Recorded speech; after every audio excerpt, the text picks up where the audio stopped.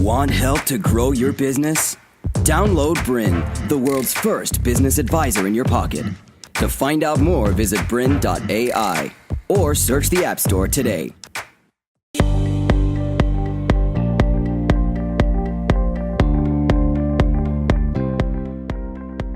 Hi, I'm Carolyn Birchill. And I'm Josh Collins, and we welcome you to Conference Hacks. This is the show where we uncover everything you need to know to maximize your investment in any conference you attend, and the art of hacking a conference. In this episode, we're going to talk about the 10 ways to hack the conference and make a good impression. So this is when you're actually at the event, the hacks that you can do to make the most of the conference that you're at. So Josh, what's the first hack we can talk about? Well, I think we need to go all the way back to our conference preparation episode. Yes. So the first tip that I have is really around organizing events for, well, not so much events, but rather meetings during the event. Okay. So identifying key people that you really want to connect with. Yes. Take the time to find out who they are, how you're going to get in contact with them, and organize a schedule. So you know that at 9 a.m. you're meeting with a particular investor, at 10 a.m. you've got Yes. a workshop, 11 a.m. you're back on a stage for whatever particular piece of content. Yes. But identifying that beforehand gives you some structure, and it helps you to identify during your day where you should be at what point. Yes. That is one of the, I think, most important things that you can do to help hack not only the event, but your schedule.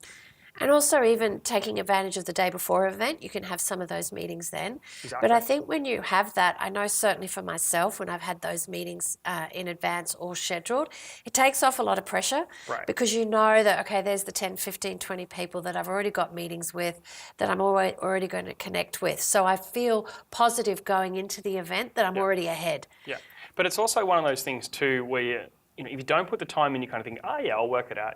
It'll be fine.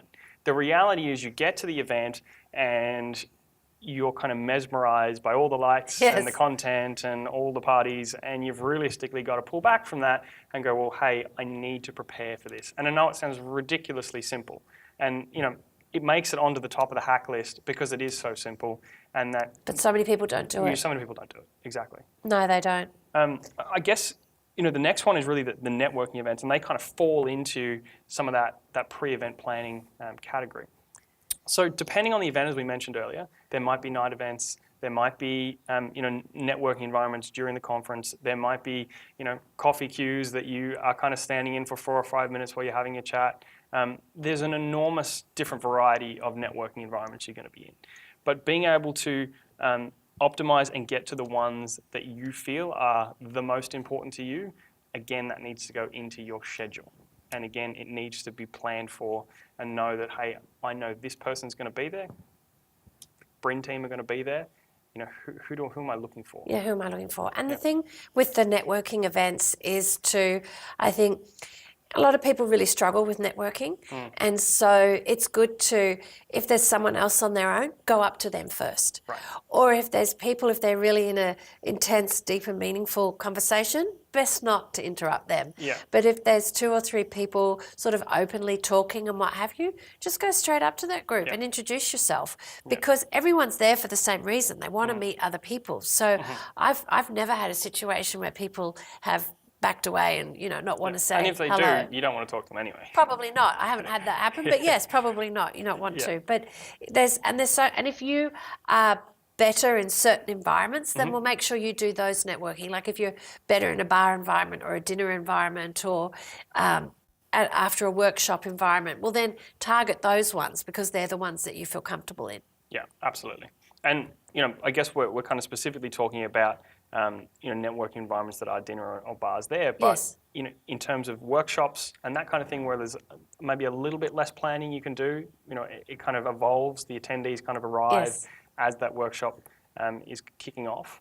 But the main thing to remember is that you're sitting there as part of a group. Remember people's name. Everyone's wearing a lanyard. Remember the topic of conversation or a specific point that someone made that you can walk up to them afterwards. And a lot of times, in a round table or a workshop, conversations continue on for hours afterwards. Yes. So make the most of them too, and it's all part of the networking environment. Absolutely. And the other thing is, ad hoc meetings. You know, I know for myself, sometimes like when you're at the booth and you're really connecting with someone and you want to have a deeper conversation, but it's not really appropriate in that environment because you might be 2 or 3 deep at your booth and people are waiting for you. So usually at these events, there'll be cafes or breakout areas or that. To continue enjoying this presentation, download BRiN, the world's first business advisor in your pocket. To find out more, visit BRiN.ai or search the App Store today.